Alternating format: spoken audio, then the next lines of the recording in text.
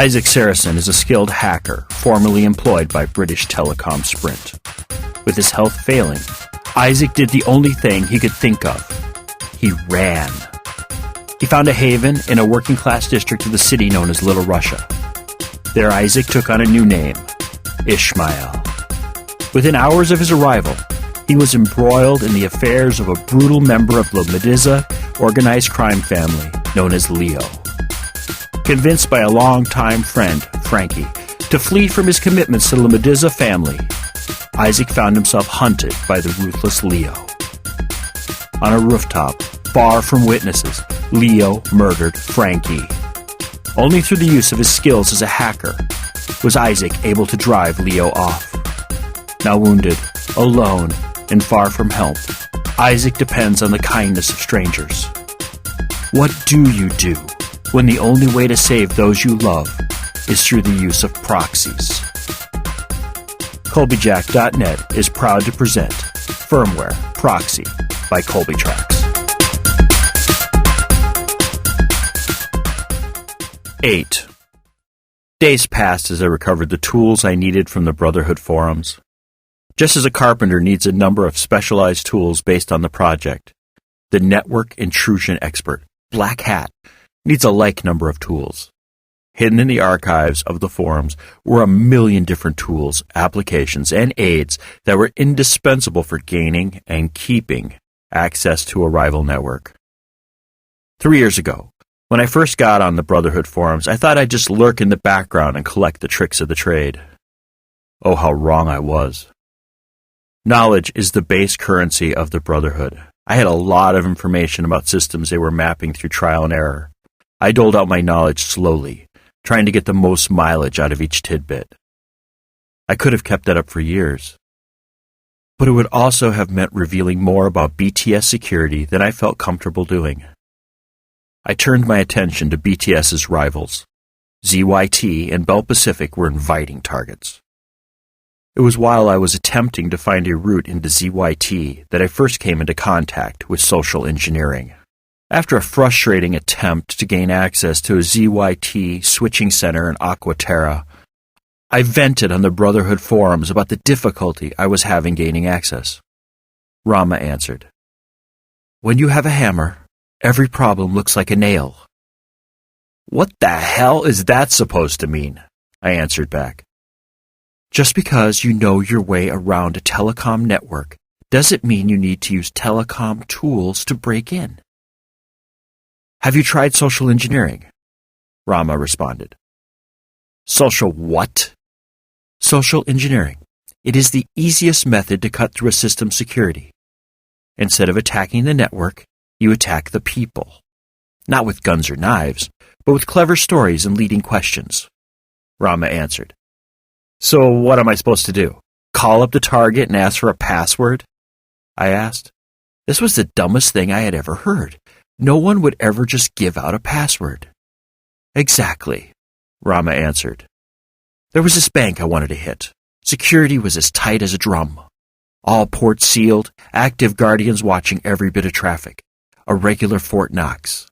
So, what I did was to look up the bank's phone number. They use a Centrax phone system, one of those systems where you dial a main number and it asks you for an extension or puts you through to an AI assistant. I spoofed my caller ID so it appeared I was calling from within the building, and then called a random extension. When someone answered, I asked if this was the IT support desk. They said it wasn't. I asked for the correct extension. They gave it to me. I then reset my caller ID to mimic the IT support desk and began calling extensions at random. I started each call with, "I'm so-and-so from IT support. It appears you have an open ticket." After a half dozen, "Sorry, you've got the wrong extension," calls, I found someone with a problem. As a step in the solution of their problem, I had them tell me their sign-on credentials. I told them I needed it so I could verify I had the right system under observation. I then had them change their password to one I suggested. I accessed their account through the bank's VPN and placed a keylogger on the target system. All the while, the drone on the phone babbled about how amazing it was to watch me remotely access their system. I finished with a speech about how the target should change his password and the importance of keeping that information secret. I then verified the target's name and identification number. I hung up and changed my caller ID to match my target and called the IT support desk. I told them everything was working fine and withdrew the help desk request. Rama finished. And that is the power of social engineering. He went on to recommend some books as well as individuals to study, including the all-time master social engineer Kevin Mitnick. His autobiography was a class in how to manipulate large organizations into doing what you wanted them to do. It was a couple months after my talk with Rama when I finally got into ZYT. When I did, it was not because of arcane skills gained through years of study. It was through social engineering. Thanks to an idea from Mitnick, the ancient master himself, I was able to find a key vulnerability in the ZYT switch. Basically, it came down to this. ZYT owned the switch, but ZYT didn't make the switch. Telcosoft made the switch. I called Telcosoft and posed as an engineer from ZYT. I told him we were designing a new troubleshooting application for the AY143 switching relay and needed a list of the factory default security codes. These codes verified that a user actually had the rights to be in the switch. I gambled ZYT hadn't changed the codes, or even better yet, didn't realize they were still active. The Telcosoft employee was only too happy to help a customer with their needs. Within a day, I had the factory default codes for the AY143. It turned out nobody ever changes those codes. Personally, I believe no one outside of Telcosoft realizes they can be changed. I gained access to my target not by mad skills, but by my ability to talk a good game. I kept those codes to myself. I had no desire to have my new trick destroyed by a horde of script kiddies rampaging through Telcosoft switches. Besides, BTS used AY143s. 9. Leo has Nona, Farhan said as he brought me my evening meal. I stared at Farhan over the rim of my Mospa glasses. Streams of data became distant broken static, which I ignored, as I digested what Farhan just said. Leo has Nona? Has her how? Last week, when you were sick, Leo took Nona to the nesting doll. I'm sorry. Farhan's face carried a layer of sadness. The nesting doll? What is that? I asked. I switched the Opemapo null to standby. Farhan shook his head and lifted his eyes to the ceiling. His bottom lip stuck out in concentration. If I tell you, will you promise not to do anything stupid? Define stupid. I stared hard at Farhan. You won't do anything physical, violent, or rash, Farhan answered. He paced the floor, one hand on the center of his back, the other on his forehead. I agree to the first two, not my style. I reserve the right to the third, I said. What is the nesting doll? Farhan stopped pacing and faced away from me. The nesting doll is a whorehouse. I had trouble hearing. Farhan's voice dropped as he approached the end of the sentence.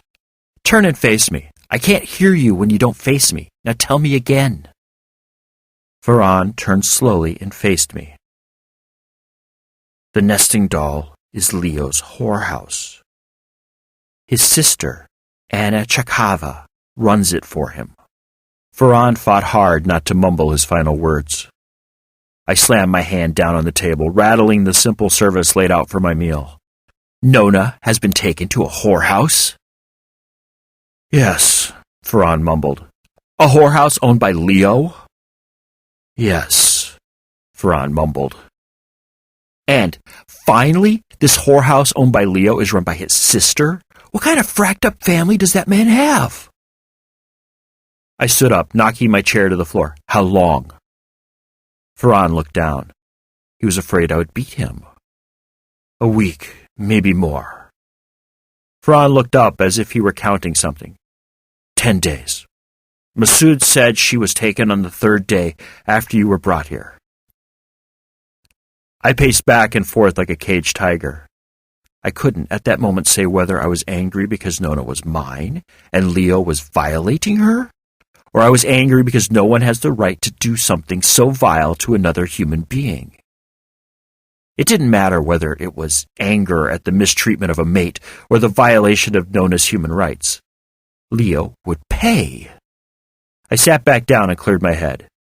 Ferran watched me, waiting for me to erupt in violence. I took several deep breaths and shifted mindset. For what I had to do, angry primate would not be the proper mindset. I shifted myself to the mindset I used at BTS when I needed to get the job done, the amoral mindset used to do those tasks I found particularly distasteful. I pulled on my glasses, activated the Opemapo null, and spoke slowly to Ferran. I need two things at this moment. I need every bit of information about Leo and his operation. If you don't know something, you will go find someone who does. I also need a bottle of alcohol, preferably pure alcohol, something over 150 proof. Ferran nodded in acceptance. I grilled Ferran until the evening turned to dawn. I learned many interesting things about Leo Chakava. Not the least interesting fact was that David, the antisocial member of Dimitri's gang, was Leo's nephew. The bottle of Everclear showed up with breakfast. I fueled up the Opemapo null from the bottle. I sized up the remainder of the medicine-smelling clear liquid. There was enough for 3 more refills. I had information. I had power. It was time to work my magic. For a moment, I felt sorry for Leo.